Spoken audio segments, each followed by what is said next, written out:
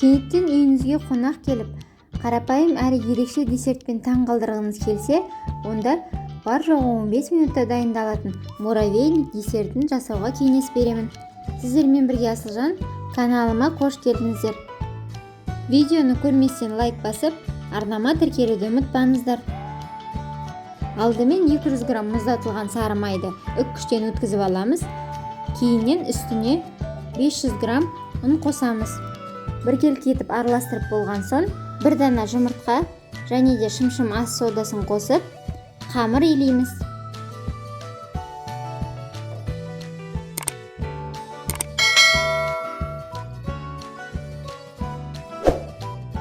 Қамыр илеп болған соң талғамыңызға қарай ет тартқыштан немесе үккіштен өткізсеңіз болады.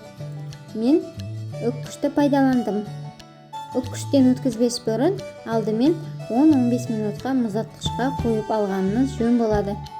Қамырымызды дайындап алған соң 180 градус қызып тұрған пеште 7-10 минут қызарғанша пісіріп аламыз.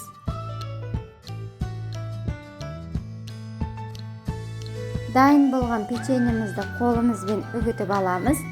Одан соң үстіне 200 грамм қойытылған сүт пен 200 грамм пісірілген қоюланған сүтті біріктіріп, жақсылап араластырамыз.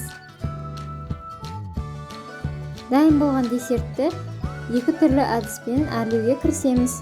Десертіміздің бетіне мен кунжут дәндерін қолдандым.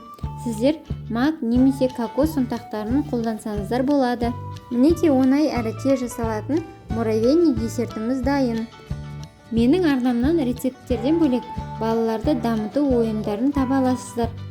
Сіздермен болған Асылжан, астарыңыз дәмді болсын.